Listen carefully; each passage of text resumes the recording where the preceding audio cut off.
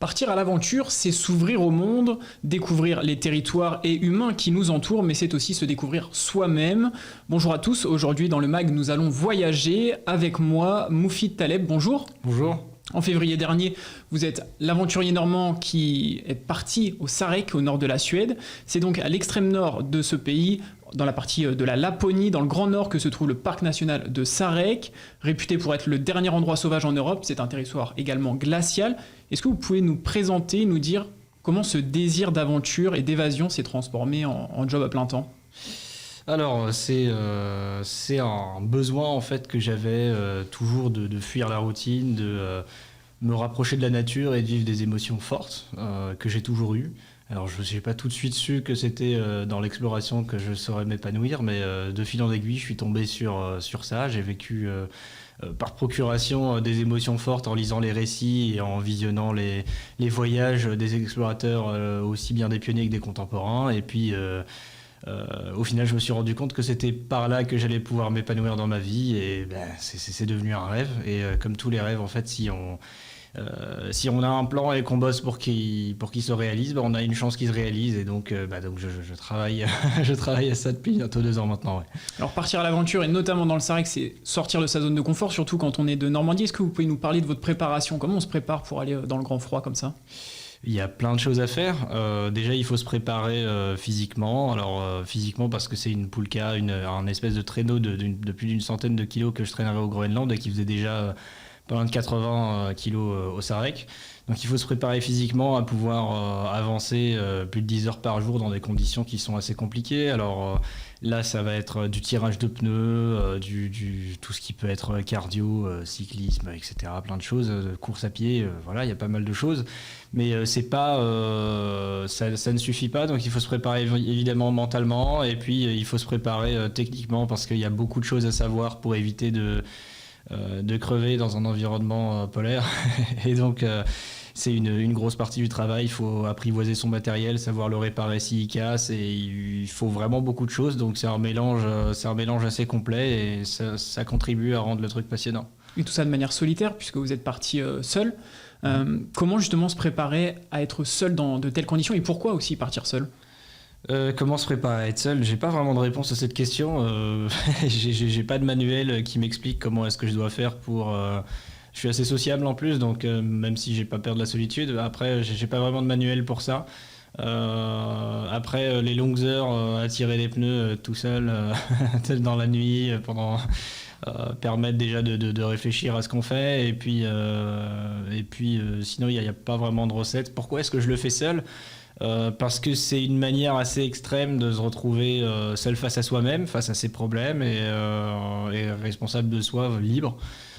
C'est une manière aussi de prendre du recul sur le monde et sur sa propre personne. Donc imaginez que vous êtes tout seul dans un océan de blanc pendant plus d'un mois à perte de vue, il n'y a aucun repère, il n'y a que dalle. Et puis il n'y a personne pour vous taper sur l'épaule, pour vous dire « Allez, ça va mon gars, faut y aller », il n'y a que vous en fait au final. Et puis donc...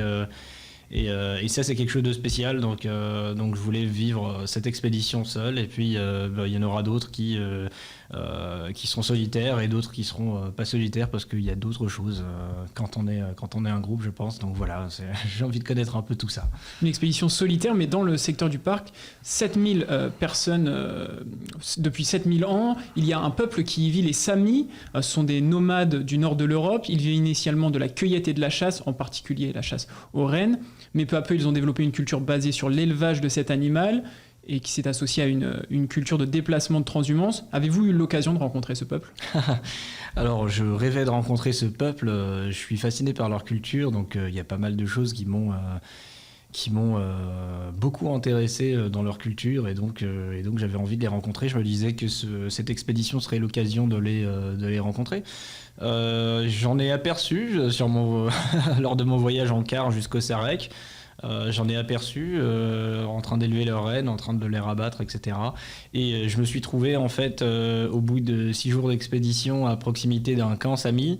Un camp Sami que je partais explorer du coup en espérant rencontrer les Samis, un camp qui était au bord d'un lac. Finalement, il s'est avéré que c'était, comme ils pratiquent la transhumance, comme vous l'avez dit, c'est un camp d'été et donc le camp était absolument complètement désert et donc je me suis retrouvé au milieu d'un camp comme ça avec plein de maisons, beaucoup de signes de leur culture traditionnelle, etc., etc. Et rien, juste le vent qui souffle et puis et la neige partout. Et donc j'ai pas rencontré de Sami là-bas. Je me suis retrouvé dans leur camp tout seul, quoi, à hurler. Il y a quelqu'un, voilà. Et c'est un parc national, le Sarek, qui est classé à l'UNESCO et qui est réputé comme très sauvage. Est-ce que vous pouvez nous dire pourquoi ? Alors très sauvage parce qu'il y a à peu près pas de signes d'activité humaine. Il y a des stations de montagne qui sont situées en fait aux extrémités du parc seulement, et puis à l'intérieur c'est particulièrement préservé.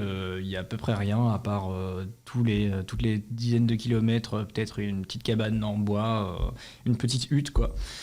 Il y a rien d'autre. Donc il y a des animaux, on peut trouver des ours, on peut trouver des lynx, des loups, des élans, des rennes, des lagopèdes qui sont emblématiques de la région. Il y a vraiment plein de choses, des chouettes. Enfin, il y a vraiment de quoi faire. Et puis donc, il y a des humains qui y vont quand même pour pas vraiment visiter, mais faire des treks, des randonnées, etc. l'été.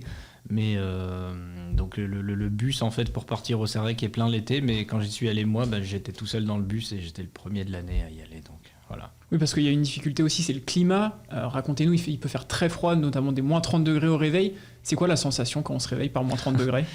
La sensation, en ce qui me concerne, en fait, j'étais dans mon sac de couchage, j'avais comme une collerette de glace qui se formait à cause de l'humidité de l'air que j'expire.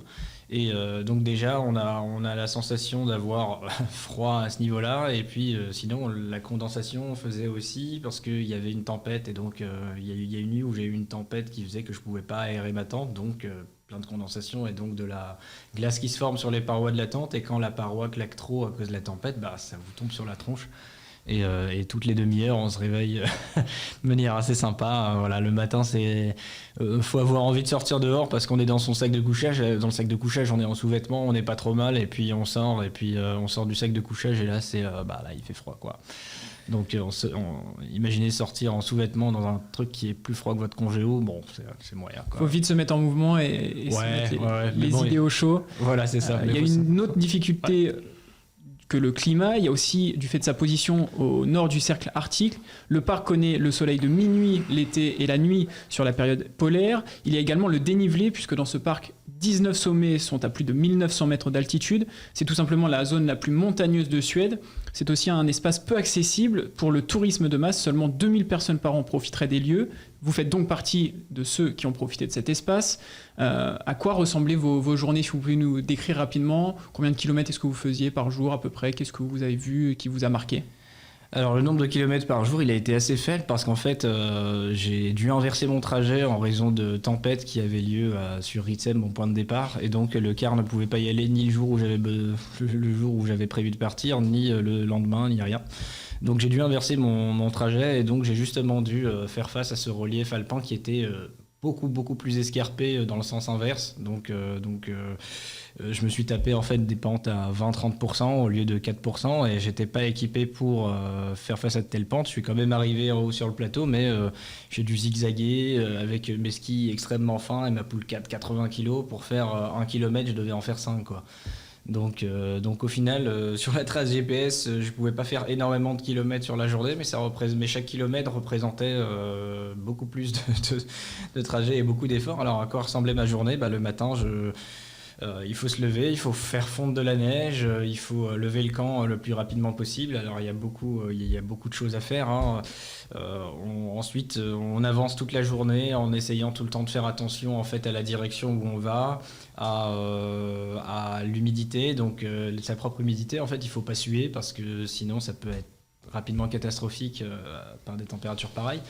Il faut avancer une dizaine d'heures par jour tout en veillant à bien s'alimenter, boire, mélanger l'eau de la thermos avec la neige qu'on trouve, etc., jusqu'au soir où justement on installe son camp. Parfois c'est la tempête, donc c'est un peu compliqué. Et puis après, il y aurait beaucoup trop de choses à dire sur ce qu'on doit faire une fois qu'on est dans le camp, alors je vais m'arrêter là. Mais en tout cas, une super aventure. Votre prochaine sera sûrement du côté du Luxembourg. Merci en tout cas à vous d'avoir participé. L'aventure est finie pour aujourd'hui. Vous pouvez suivre. Je précise simplement que le Luxembourg, c'était un poisson d'avril. C'était un poisson d'avril, donc ce ne sera pas le Luxembourg, mais il y en aura sûrement une autre prochainement. Vous pouvez suivre l'actualité de Moufid avec Moufid Taleb-Explorateur et sachez que vous pouvez retrouver cette émission sur notre site et application Radio Sensation.